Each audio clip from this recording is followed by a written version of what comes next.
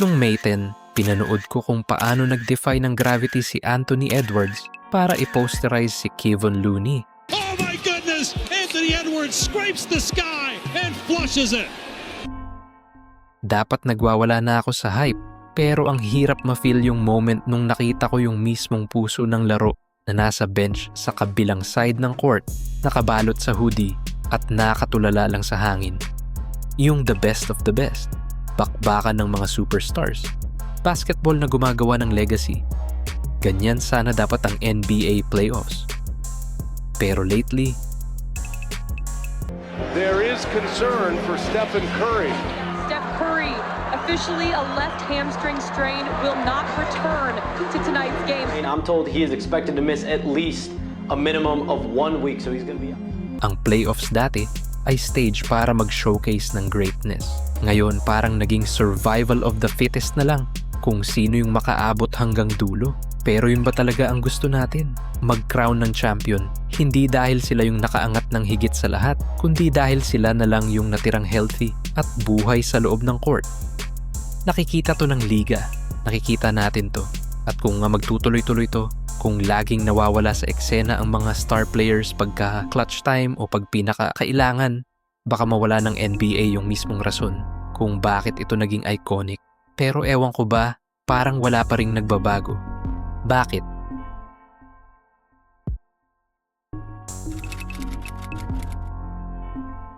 Taon-taon, nakatutok ako sa lahat, game after game, gabi-gabi. Pero nung makita kong bumagsak at ma-injure si Steph this season, may bigla akong na-realize. Unti-unting pinapatay ng NBA yung mismong produkto nila. Paunti-unti sa loob ng 82-game regular season. The fact that this wasn't really all that significant of a, drastic position raises my concern about. Bilang isang fan na naka-league pass from day 1, nakabisado pa rin yung mga random box scores nung 2015 na literal na isang walking NBA encyclopedia. Magpapakatotoo ako, may mga stretches sa 82-game season na sobrang brutal at nakakawalang ganang panoorin. January, end of January, like the last week of January, All-Star Weekend. Oh, dog shit. That's the whack part of the season right there. Kadalasan, feeling mo walang bearing yung laro. Tapos pag manunood na ako, madalas wala pa sa court yung mga superstars na gusto kong makita. Only 2 players all-stars this year of the 26 are targeting 82 games played this season. Gawin nating example nung January 4, Warriors versus Grizzlies. Sobrang spicy ng matchup, daming history. Pero bago pa man lumalim yung kwento at rivalry, kailangan na nilang harapin agad yung Kings, Heat, plus 2 pang teams in the next 6 nights. 5 games in 7 nights na kayod. Walang pahinga, walang oras mag-build up ng hype, walang time para ma-feel mo yung bigat ng laro. At ang pinakamalala dito, si Steph, yung mismong mukha ng franchise at yung rason bakit nanonood ang mga tao, naglaro lang sa 3 games na yun. Hindi dahil sa injury, kundi dahil sa edad na 37. Kapag pinilit niyang i-grind at laruin yung 5 games na yun, baka hindi na siya makaabot ng February dahil sa pagod. Ngayon, i-stretch mo yung ganyang chaos sa 30 teams sa loob ng 6 na buwang dire-diretso. At ang makukuha mo hindi energy o excitement, kundi pure exhaustion. Kaya nga napilitan ng liga na gumawa ng in-season tournament. Pretty casual NBA fan, but somebody who follows the sport pretty well. It's hard for me to even really get super dialed into the NBA in-season tournament when I know at its roots it was created to make the regular season mean something a little bit for these guys. Kung inip lang sana ang problema sa regular season, papalagpasin sana natin. Pero naaapektuhan na nito yung kaisa-isang bagay na mahalaga, ang playoffs. Si Joel Embiid, isa sa pinaka-dominanting big man simula nung panahon ni Shaq, hindi man lang makaabot ng April ng buo ang katawan at walang injury. Last year, bumigay ang katawan ni Giannis bago pa man mag-postseason. At ngayon, pati ang co-star niyang si Damian Lillard inabot ng Achilles injury. Lillard volleyballs it over and Lillard goes down with an injury. He's grabbing his high ankle of the left leg. Ma-imagine mo ba yung sakit bilang isang loyal fan na sumuporta ng 6 na buwan? Tapos makikita mo lang na magkakawatak-watak ang team mo sa mismong finish line? Hindi dahil hindi sila magaling, kundi dahil yung mismong sistema, pinigas sila ng todo sa napakahabang panahon. Jason Tatum literally just tore his Achilles. Ganito ang basketball nung 80s. Kung mapapansin mo, halos nakatayo lang ang defense at walang masyadong nagko-close out sa 3-point line. Totoo, mas pisikal at patayan ang mga players sa isa't isa noon. Pero possession by possession, mas mabagal ang pace at mas konti ang takbo ng mga players. I-fast forward natin ngayon at ibang-iba na talaga ang laro. But you can't compare pre-1980 with yes, you can. With the modern Yes, you NBA. can. No, you cannot. Baka mukhang pareho lang ang NBA sa papel. Pareho ang sukat ng court. Parehong 5-on-5 ang setup. Pero yung mismong basketball, nag-evolve na sa isang totally ibang klaseng laro. Ang mga atleta ngayon ay mas mabilis, mas malakas, at mas explosive. Walang tigil ang cutting, sprinting, at defensive rotations. Yung galawan pa lang kapag off the ball, paniguradong mauubusan na ng hininga ang karamihan sa mga players nung 80s. At sa kabila ng evolusyon na to ng laro, gamit pa rin ng liga yung parehong lumang format na ginawa para sa isang version ng basketball na hindi na nag-e-exist ngayon. Ngayon, kung titingnan mo lang yung stats, baka isipin mo na mas mabilis ang laro nun. Technically, mas mataas nga yung pace per 100 possessions. Pero heto ang problema sa stat na yan. Dati, mas mabilis tumira ang mga teams, mas madaming turnovers at nabubuhay sila sa mga transition buckets or fast break.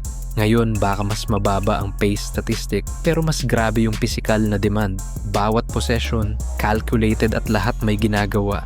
At saan napupunta ang lahat ng to? Sa matinding wear and tear at sa isang sirang postseason. Alam to ng NBA. Alam natin to. Kaya ang tanong, bakit patuloy pa rin tong nangyayari? The answer is simple. Money. Ang NBA na siguro ang the best basketball league sa buong mundo. Pero bago ang lahat, isa itong business. Mas maraming games, mas malaking revenue, at ang number 1 rule sa negosyo, i-maximize ang profit. Kaya, ang bawasan ang mga laro sa kalendaryo, yun ang huling-huling gugustuhin ng liga. Imbes na ganun, hinahabol nila yung quantity, ginagawa lang yung sakto para ma-preserve yung quality habang pinipiga ang bawat patak ng energy ng mga players. I mean, tignan mo na lang yung mga bagong rules nila. Kailangan na ngayon maglaro ng at least 65 games ang isang player para mag-qualify sa mga end-of-season awards. Bawal na mag-rest ng higit sa isang star player sa iisang gabi ang mga teams. Required din ang mga superstars na maglaro sa mga national TV games at sa in-season tournament. At unti-unti, lumalabas na yung epekto at damage nito. Hindi na injure si Steph Curry dahil sa matinding banggaan or collision. Nagka-injury siya kasi sagad na yung katawan niya sa pagod at wear and tear. At tip of the iceberg lang yan. Kung ganito ng ganito, ang NBA Championship hindi na mapupunta sa pinakamagaling na team, kundi doon na lang sa pinakamatagal makasurvive na walang injury. Pero let's be real, andito tayo para manood ng greatness, hindi para manood ng marathon. Gusto nating makita na mag-head-to-head ang mga pinakamagagaling, hindi lang kung sino yung matitirang nakatayo. Kaya ngayon ang tanong, ano ba talaga ang pwedeng gawin ng NBA tungkol dito? Steph Curry versus Anthony Edwards. Sina Giannis at Dame na magkasamang babanggain ang Pacers. Si Joel Embiid, pinaka-dominanting big man ng dekada, na finally ay 100% healthy pagdating ng playoffs. Gusto ko lang namang umupo at panoorin magbakbakan ang mga the best of the best. Pero para mangyari yan, kailangan i-rethink ng NBA ang regular season. It's a fine line. What's the number? It's not 82 no more. It's not 82. What's the number? Gawing mga 60 games na lang. Bali lalabas na 1 game every 3 days yan. May oras para makarecover at mag-perform sa highest level. Kahit sports science sasang-ayon diyan, mas maganda ang shooting percentage, mas mabilis ang lateral movement, at iwas injury ang mga players kapag nakakapag-rest. Need a rest. All the rest I can get. pwede pa nilang simulan ng playoffs ng mas maaga at gawing must-watch event ang bawat laro. Kasi let's be honest, si Steph Curry ay ang Warriors. Kung wala siya sa lineup, sino ba talagang manonood? Sino ang mag-aaksayang pumunta sa Chase Center kung hindi maglalaro si Steph? Yung mismong tao na literal na nagpabago kung paano nilalaro ang basketball ngayon. Naaalala nyo yung 2020 season? Walang Steph, walang Klay, wala na si KD. Bumagsak ang viewership ng halos 200,000 per game. Equivalent yan ng 10 NBA arenas na bakante dahil lang wala sa court ang mga star players. Gets natin, importante ang pera. Pero yung mas unahin mo ang revenue kesa sa mismong product na pinipilit ang quantity over quality, yan ang mismong sisira sa playoffs. At ang mas malala, yan ang direktang magdadala sa liga papunta sa isang mas malaking problema na nag-aabang lang sa kanto.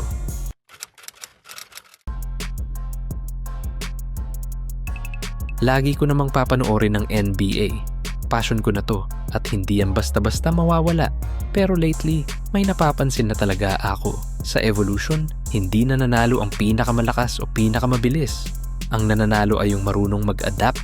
At sa panahon ngayon na umaapaw ang content, nasa alanganin ang NBA na mapag-iwanan. Yung Gen Z at Gen Alpha, maiikli na ang attention span, walang katapusan ang options, at zero ang pasensya para sa mga filler games. Pero ang NBA, sige pa rin sa pag-pump out ng game after game. Kaya yung mga laban na dati feeling mo big event or must-see matchup, ngayon nagiging background noise na lang. Kung walang tunay na stakes, walang malalim na kwento or rivalry, at kung wala yung mga stars na 100% healthy, pagdating sa clutch moments, unti-unting mawawala yung magic. Sabihin na nating nakapirma ang liga ng isang higanting TV deal ngayon, pero paano paglipas ng isang dekada kung wala nang pakialam yung mga bata ngayon? Paano pag yung next media deal, wala na yung parehong hype o parehong pera? Nakita na nating nangyari to. Dati, umiikot ang sneaker culture sa NBA. Ngayon, hindi na masyado. Ang baseball dati, ang hari sa Amerika. Ngayon, umaasa na lang sila sa nostalgia. Ang totoo niyan, hinahabol ng mundo yung quantity. Mas maraming content, mas maraming games, mas marami sa lahat ng bagay. At pag may nag-flop, gagawa lang ulit ng bago. Lesson to para sa ating lahat. Nabubuhay tayo sa mundong lunod sa ingay. Pero kung babagalan lang natin ng konti at pipiliin nating gumawa ng isang bagay na exceptional, hindi mas marami, kundi mas maganda, mas mapapayaman natin ang mundo. At sa paggawa nito, iniimbitahan natin ang prosperity na sumabay sa atin. Ganitong choice din ang hinaharap ng NBA. Mas maraming games o mas magagandang games. Kasi kung hindi sila mag-a-adapt, in 10 years, hindi na natin i-replay yung mga highlights ni Anthony Edwards na nagpo-post-rise at nagdadunk ng kalaban papunta sa kabilang dimensyon. Mag-i-scroll na lang tayo at lalagpasan ng isang ligang nawalan na ng kislap.